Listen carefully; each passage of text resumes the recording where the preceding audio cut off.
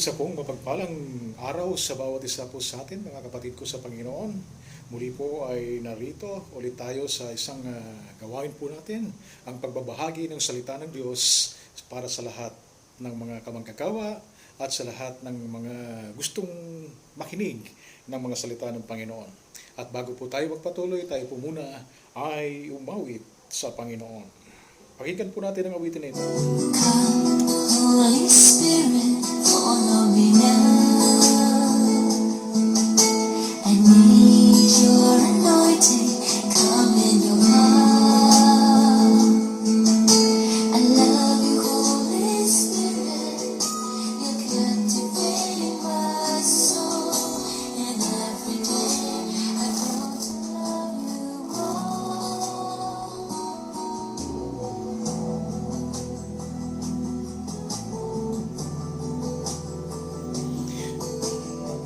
Tayo po isang mandaling manalangin. Dakilang Diyos na manaming makapangyarihan sa lahat, tinataas po namin, Panginoon, ng aming bansa.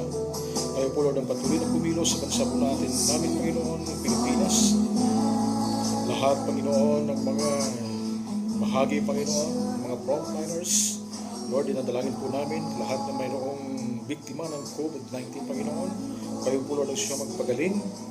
Ipuhin niyo po, Panginoon, kanila pong mga karamdaman at kayo po magbigay ng kalakasan, pag-asa sa kanila pong isipan at sa kanila pong puso.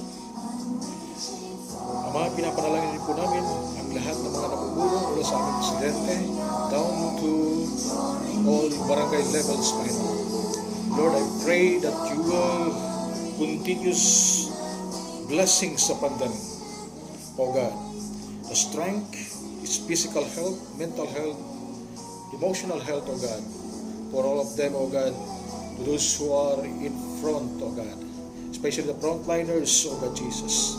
Father, we praise you, we glorify your name. We ask in the mighty name of Jesus, our Lord and Savior, Jesus Christ.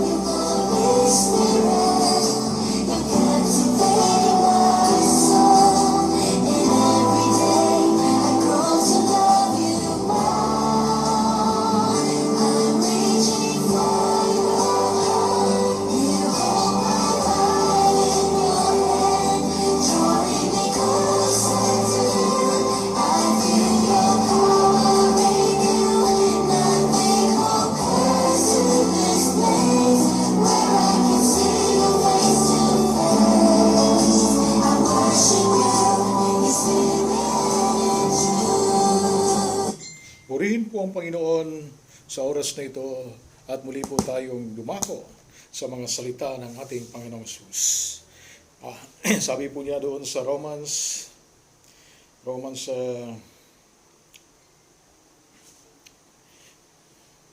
sa atin pong mga Biblia ay atin pong mababasa sa aklat ng Roma ang mga sinabi ng Panginoon, lalong-lalo na ni Apostol Pablo, na patungkol po sa banal na espiritu.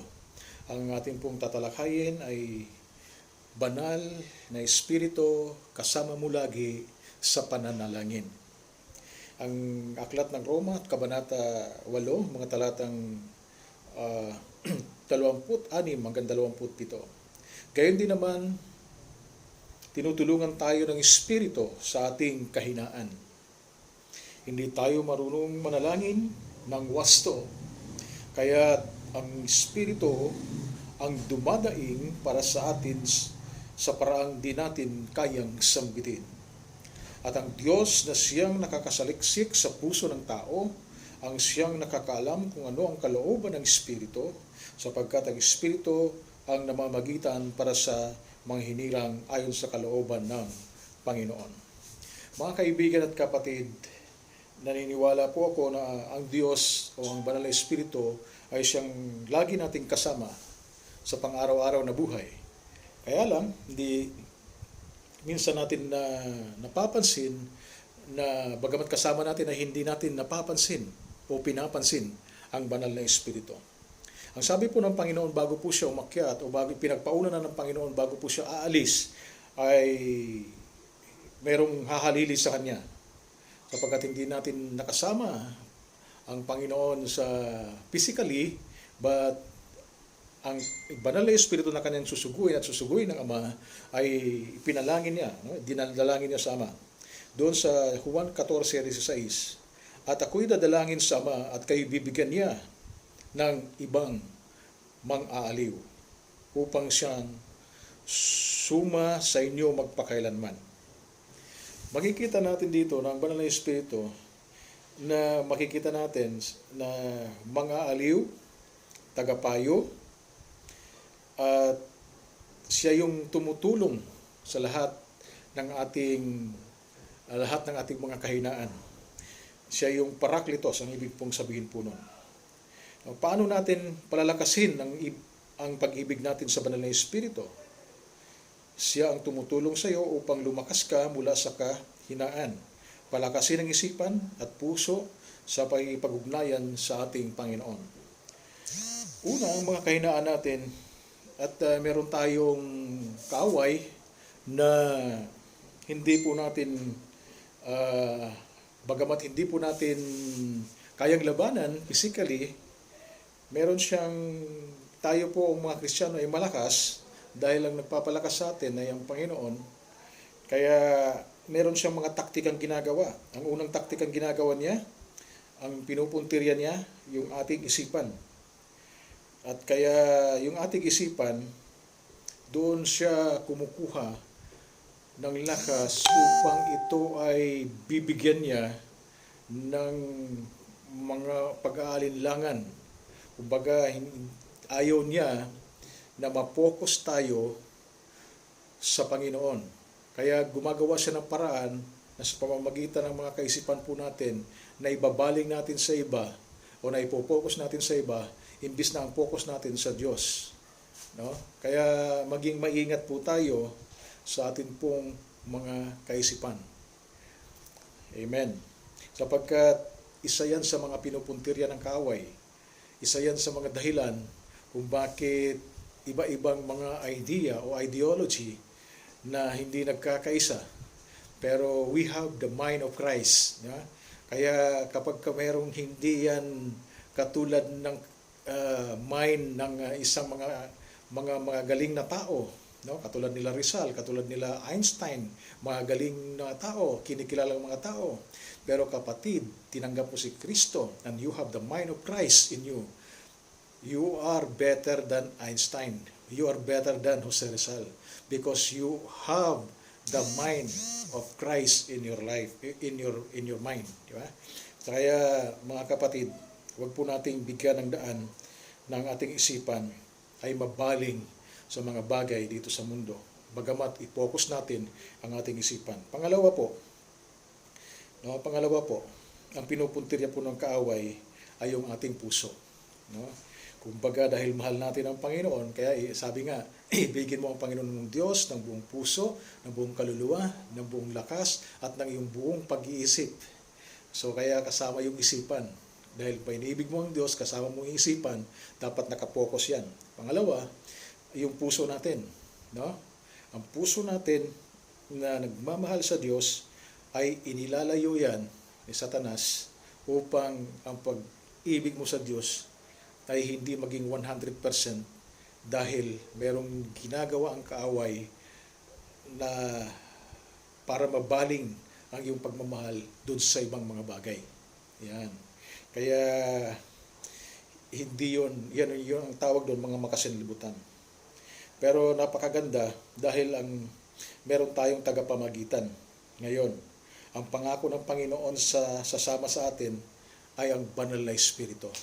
So kasama mo lagi ang banal na Espiritu. No? Bagamat hindi natin nagkikita dahil Espiritu nga, meron po siyang ginagawa sa atin.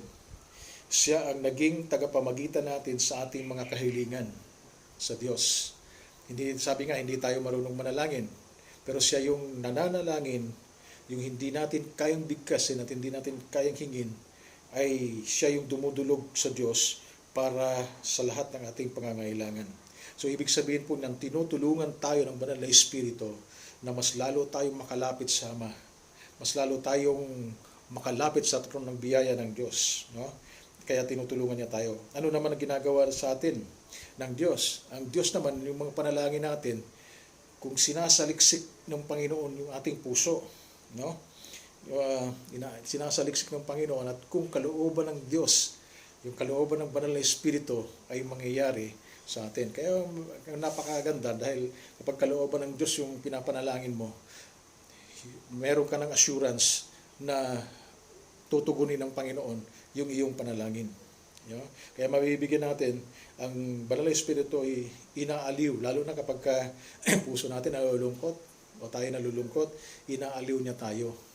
Alam naman natin dito sa sanlibutan ay maraming nakakabighaning mga bagay o nakakalungkot, nakakatakot na mga bagay. Kaya minsan mga tao ay nawawalan ng kapayapaan at ang kanilang lakas ay ang kanilang pag-asa ay nawawala na.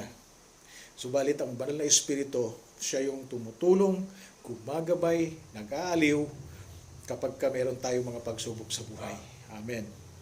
Bilang pangwakas, gumagawa sa atin ang Banal na Espiritu upang ipadama sa atin ang kapayapaan. Kaya nga sabi doon sa Juan chapter 14 verse 27, ang kapayapaan ng Panginoon yung iniiwan niya. Ang kanyang pag-ibig, John chapter 15 verse 9 to 10. At ang kanyang kagalakan, John chapter 15 verse 11. At inaaliw niya ang ating isip at puso sa magulong mundong ito. No? Ang kapangyarihan ng nananahang mag-aaliw ang magbibigay sa atin ng kakayahan na mamuhay sa Espiritu na hindi binibigyang kasiyahan ang ating mga laman. Yan. Kaya merong bunga ang Banal na Espiritu sa Galatians chapter 5 verse 22 to 23. Yang mga bunga na yan sa ikaluluwalhati ng Diyos Ama. Anong laking pagpapala ang mananahan ng Banal na Espiritu bilang ating mga aliw, katulong, no, tagapayo at ating tagapagligtas. Muli po mga kapatid, ito po ang inyong lingkod at kamanggagawa, Brother Manny Dioso. Kung hindi pa po kayo nakapag-subscribe sa aking YouTube channel, subscribe na po kayo. Sana po ay magustuhan po ninyo ang journal na ito, yung devotion na ito, na nadalangin ko na ito po ay makapagbigay sa inyo ng lakas, kapayapaan, kagalakan, kahinahunan, at lahat ng iyong panalangin na kalooban ng Panginoon ay mapapasayo. God bless you mga kapatid. God bless at God bless.